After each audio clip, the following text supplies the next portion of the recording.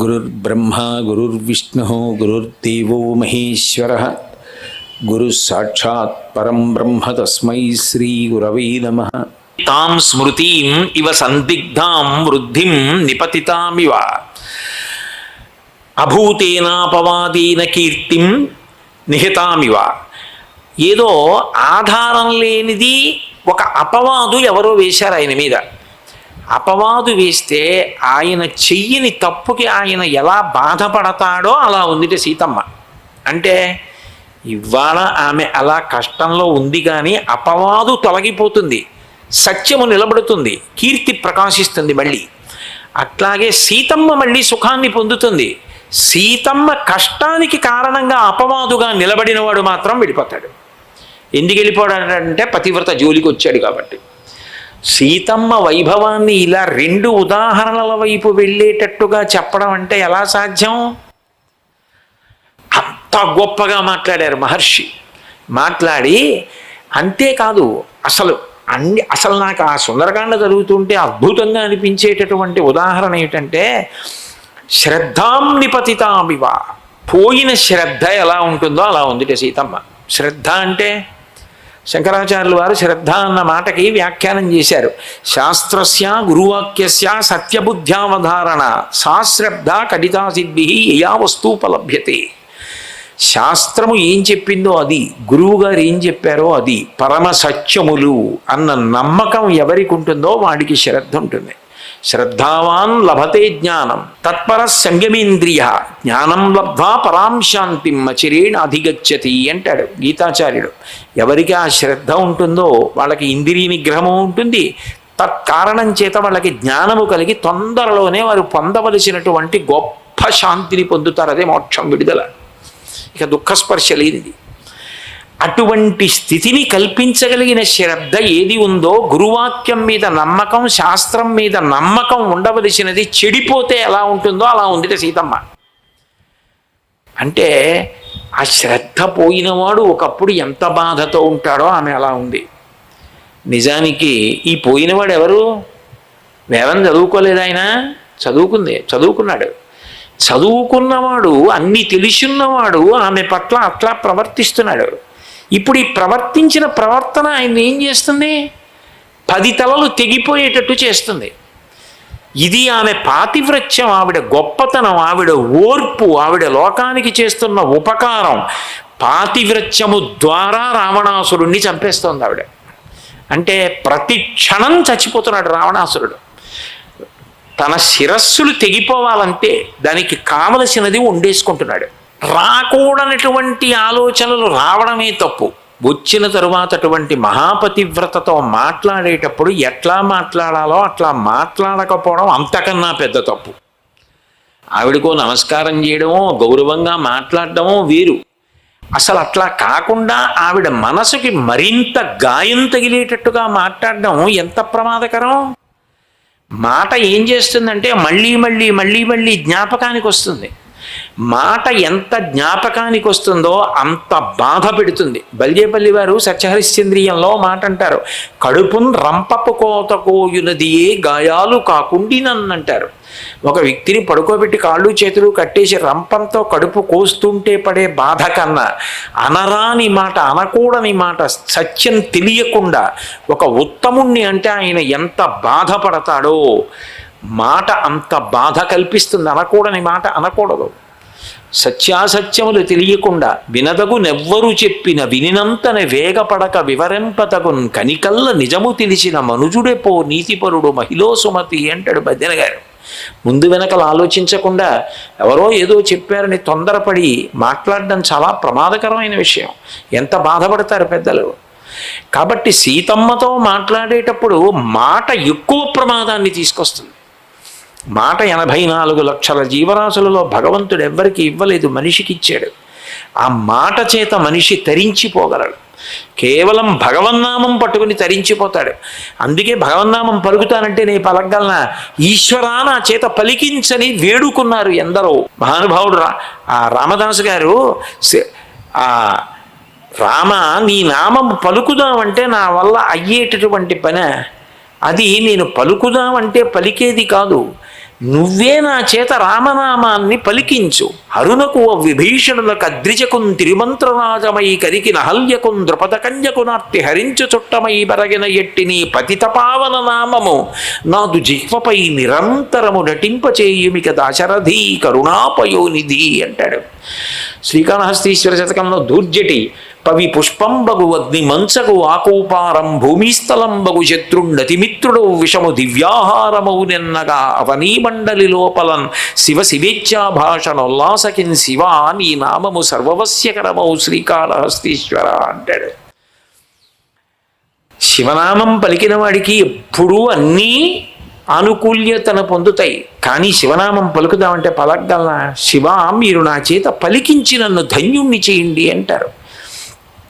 నరసింహస్వామి గురించి నృసింహ శతకం చేసినటువంటి మహానుభావుడు అంటాడు, బ్రతికియున్నన్నాళ్ళు నీ భజన తప్పను కాని మరణకాలమునందు మరతునేమో. ఆ వేళ యమదూతలాగ్రహంబున వచ్చి ప్రాణముల్ పెకలించి పట్టునప్పుడు కపవాత పైత్యముల్ కప్పగాశ్రమ చేత కంపముద్భవమంది కష్టపడుచు నారాయణ అనుచు నా జిహ్వతో నిన్ను పిలుతునో శ్రమ చేత పిలువలేనో.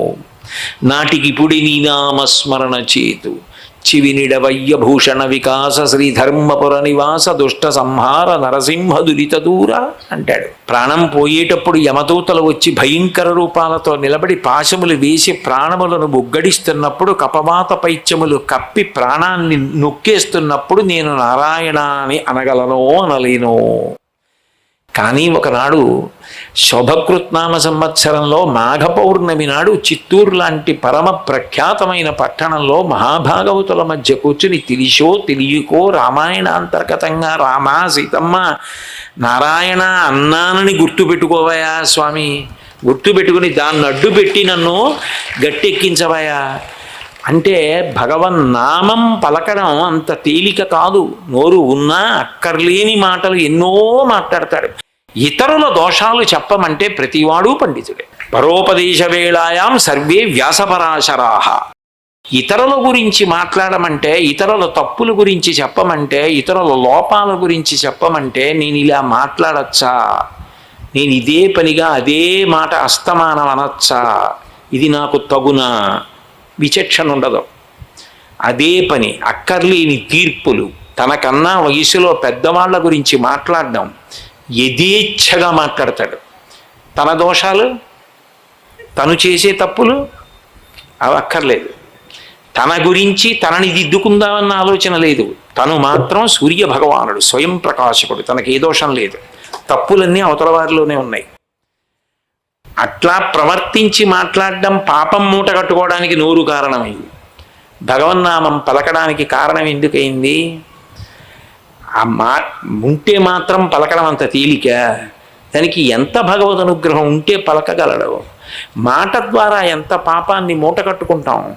అందులో నాబోటిగాడు ఎంత పాపం మూట కట్టుకుంటాడు. మీ గురించి కాదు చెప్పింది, నాబోటిగాడి గురించి, నా గురించి నేను చెప్పుకున్న చూసమండి.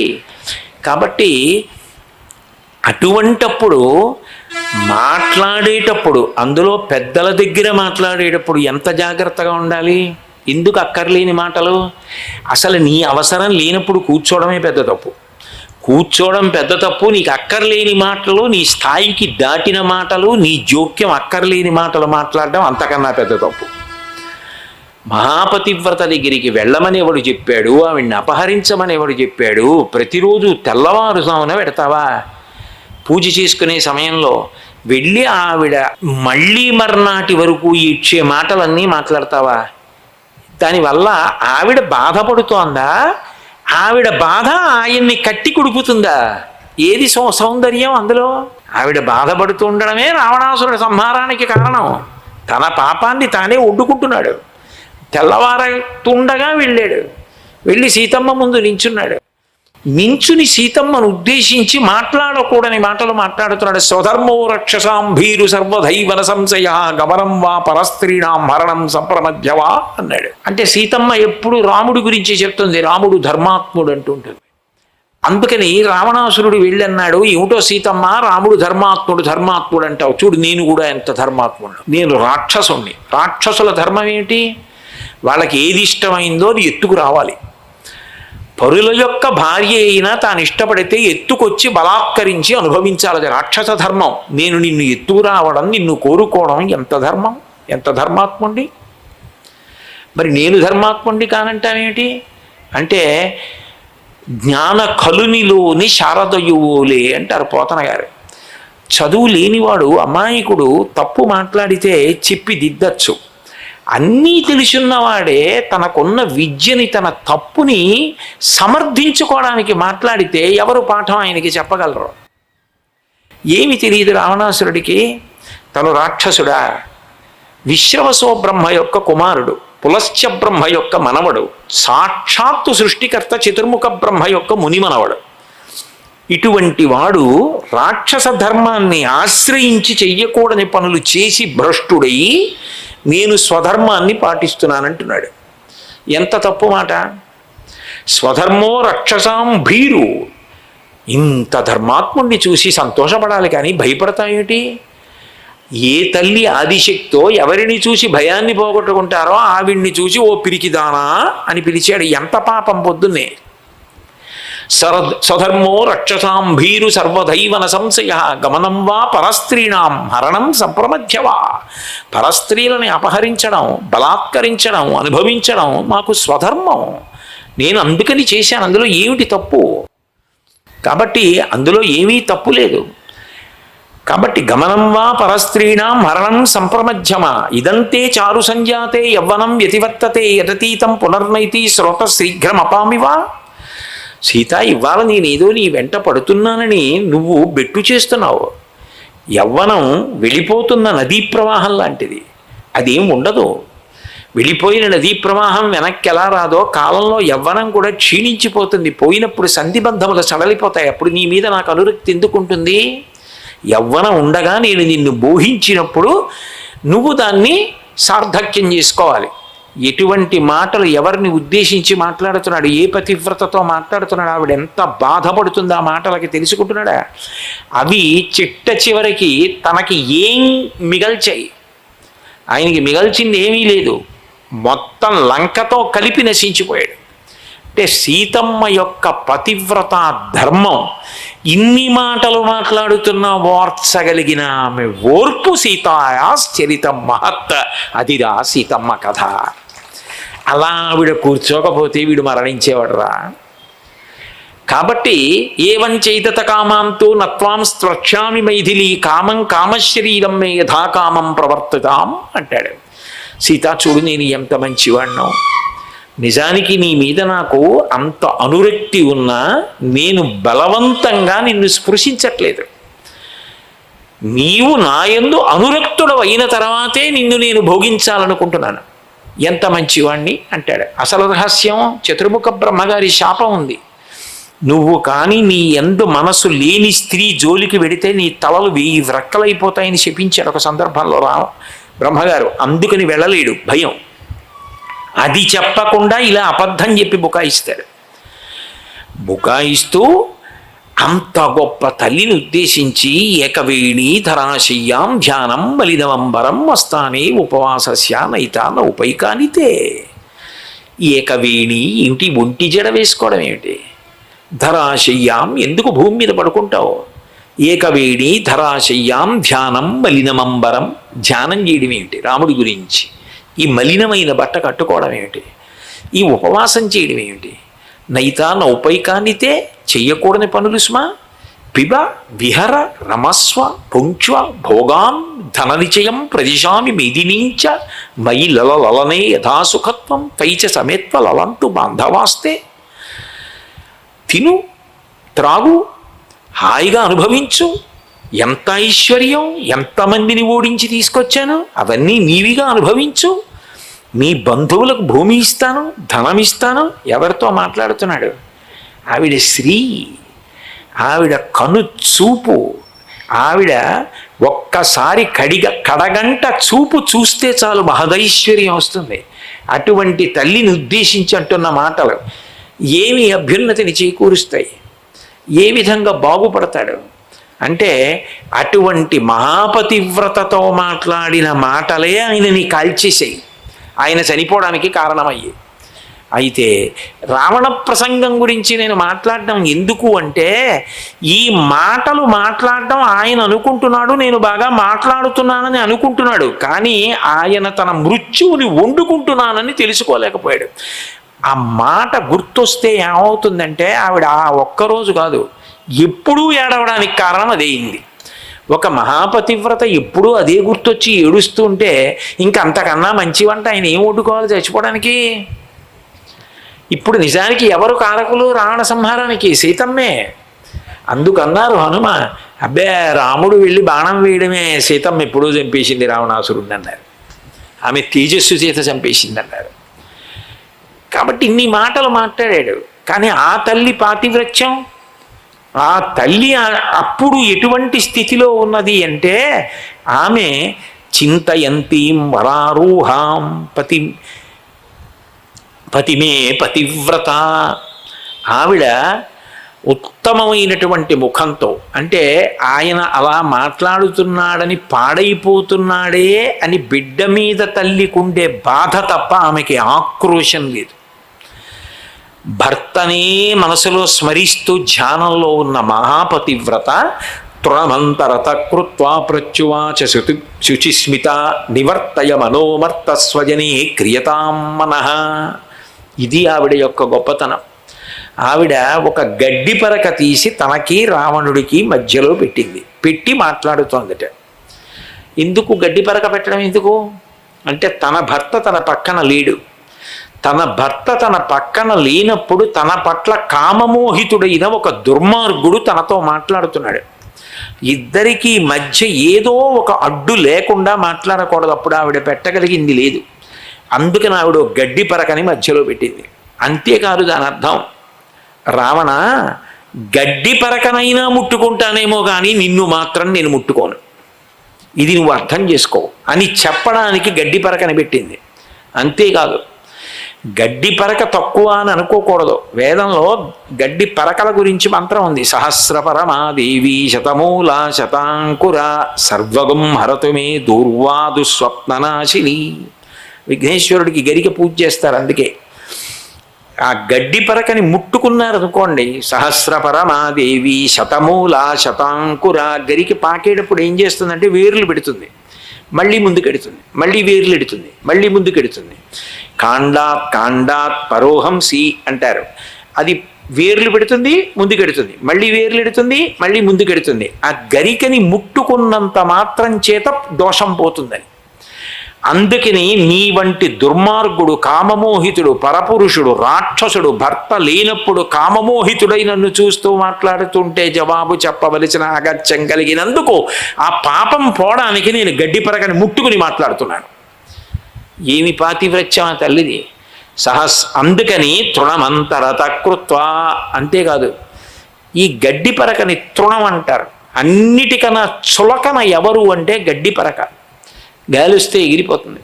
నువ్వు ఎంత గొప్పవాడవైనా కావచ్చు, మహాపతివ్రతని ఎత్తుకొచ్చి బంధించిన ఎందు కామమోహితుడవయ్యావే, దాని చేత గడ్డి పరకతో సమానమయ్యా, గుర్తుపెట్టుకో అని చెప్పడానికి గడ్డి పరకని పెట్టింది.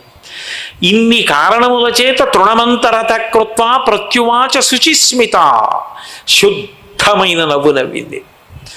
పిల్లవాడు మాట్లాడకూడని మాటలు మాట్లాడుతున్నప్పుడు తల్లి ఎంత ప్రేమగా దిద్దడానికి ప్రయత్నిస్తుందో అంత స్వచ్ఛమైన నవ్వుతో, స్వచ్ఛమైన మనసుతో ఆమె జవాబు చెప్తోంది. ప్రత్యువాచ శుచిస్మిత నివర్తయ మనోమత్త స్వజనీ క్రియతాం మనః. రావణ, నీ మనస్సుని తిప్పుకో, తిప్పి నీ వారి యందుంచుకో, నీ భార్యల యందు, నీ యందు అనురక్తి కలిగిన వారి యందు నీ మనసు నిక్షేపించు. ధర్మం. నీ యందు మనసు లేనిది మహాపతివ్రత, వేరొకరి ఇల్లాలు, వేరొకరి యందు మనసు ఉన్నదాని యందు నీ మనసు ఉంచడం నీ పతన హేతు. కాబట్టి మనసుని మార్చు.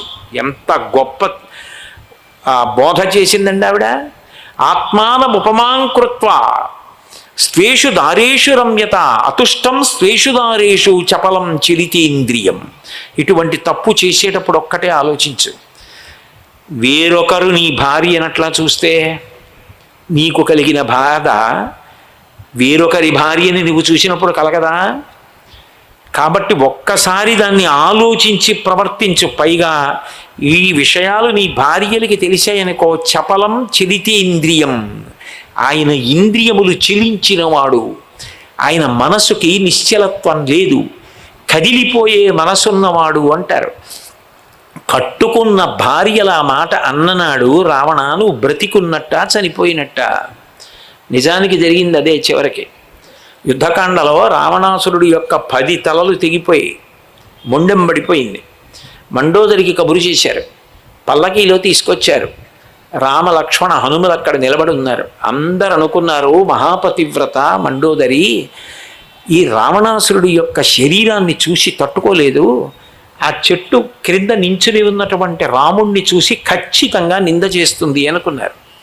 ఆవిడ వచ్చి రావణాసురుడి యొక్క శరీరాన్ని ఒడిలో పెట్టుకొని అంది, నేను ఇది నీకు ఎప్పుడో చెప్పాను. అందరూ అనుకుంటున్నారు రాముడు నిన్ను చంపాడు అనుకుంటున్నారు, కానీ నాకు తెలుసు రావణ, నిన్ను చంపింది రాముడు కాదు, నిన్ను చంపింది నీ ఇంద్రియములే. నీ ఇంద్రియములు చంపేశాయి. ఎందుకని? ఇంద్రియాణి పురాజిత్వా జితం త్రిభువనంత్వయా స్మరద్భిరివతద్వైరం ఇంద్రియైరేవ నిర్జిత. నేను ఇలా మాట్లాడుతుండగా ఓ పెద్ద త్రాచుపం ఇలా ఎక్కొచ్చేసింది అనుకోండి, నేను తెలియకుండా కాలెత్తి చటుక్కని దాని తల మీద పెట్టాను అనుకోండి, ఇప్పుడు అది నన్ను కరవలేదు. ఎందుకంటే దాని తల నా పాదం కింద ఉంది, అది తల ఎత్తలేదు కాబట్టి కరవదు. కానీ వెనక శరీరం తీసి నన్ను చుడుతూ ఉంటుంది. అదనుకుంటుంది పాదం ఎత్తాడో కరుద్దామని చూస్తుంటుంది. పాదం ఎత్తకుండా దాన్ని అలాగే ఉంచి ఎలాగైనా ప్రమాదం తప్పించుకోవాలని నేను చూస్తుంటాను. ఎప్పుడో అప్పుడు తప్పక నేను పాదం కొంచెం కదిపాను అనుకోండి భయంతో, అది నన్ను కాటేసేస్తుంది.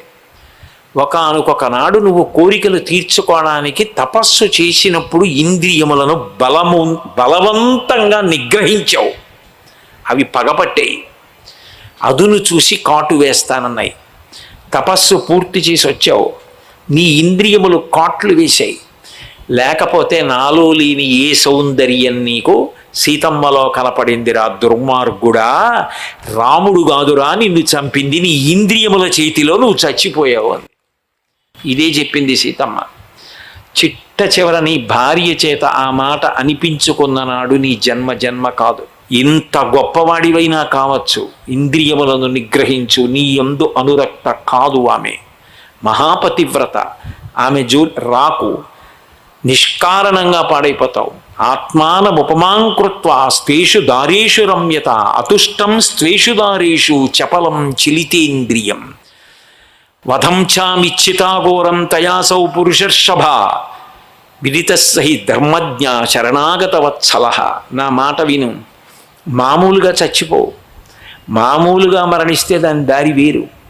నీ కళ్ళ ముందు సైన్యం అంతా పోతుంది, నీ కళ్ళ ముందు తమ్ముళ్ళు పోతారు, నీ కళ్ళ ముందు కొడుకులు పోతారు, చివరికి నువ్వు ఒక్కడివే మిగులుతావు. వెళ్ళి నిలబడితే ఎప్పుడు చచ్చిపోతావా అని అందరూ వచ్చి నిలబడతారు ఆకాశంలో. అప్పుడు ఒక్కొక్క తల తరిగేస్తాడు. ఆ తల తరిగేస్తుంటే నీ తలలు పడిపోతాయి. పడిపోయిన నాడు లోకమంతా హర్షామోదములు తెలియచేస్తుంటే అప్పుడు నీ మరణం ఎంత దారుణం రావణ. ఆ స్థితి తెచ్చుకోకు. శరణాగత వత్సల, నువ్వు ఎంత తప్పు చేసినా క్షమించగలడు. తీసుకెళ్ళి నన్ను అప్పచెప్పే రాముడికి. ఎంత గొప్ప మాట చెప్పింది తల్లి. ఇహ సంతో నవాసంతి సతోవా నానువర్తసే తదాహి విపరీతాతే బుద్ధిరాచారవర్జిత. నువ్వు ఇన్ని చదువుకున్నావన్నది కాదు, ఏది అనుష్ఠిస్తున్నావన్నది ప్రధానం. నీ బుద్ధికి ఆచారం లేదు, ఆచరించట్లేదు. ధర్మం కాదు, తెలియడం ధర్మం కాదు, ఆచరించడం ధర్మం. ఏం ఆచరిస్తున్నావు? ఇక్కడ నీకు చెప్పేవాళ్ళు లేరా? చెప్పినా నువ్వు వినవా? నీకు తెలిసినా ఆచరించవా? ఎక్కడుంది దోషం? ఎంత గొప్పగా అడిగిందండి. ఎంత ఆవిడ పాతివ్రత్యమో ఆవిడికి ఆ ధైర్యం. అంత ధైర్యంగా అడిగింది. నువ్వు నన్ను అపహరించానని అనుకుంటున్నావు. శక్త్యా లోభయితుం నాహం ఐశ్వర్యేణ ధనేన వా అనంజే రాఘవేణాహం భాస్కరేణ ప్రభాయధ. నాకు సూర్యుడొద్దు, సూర్యుడి కాంతి కావాలి. వస్తుందా? తేగలవా రావణ? సూర్యుడు సూర్యుడి కాంతి రెండు ఒకదానితో ఒకటి కలిసి ఉంటాయి. పాలు పాల తెల్లతనం, వజ్రము కాంతి, పుష్పము సౌరభము, చంద్రుడు వెన్నెల, సూర్యుడు కాంతి, విడదీయలేం. అట్లా నేను రాముడు విడదీయబడే వాళ్ళం కాదు, ఇద్దరం కలిసే ఉంటాం, ఎప్పుడూ ఒక్కటే. మేమిద్దరం రెండని ఎత్తుకొచ్చావు, అది నీ మరణానికి కారణం.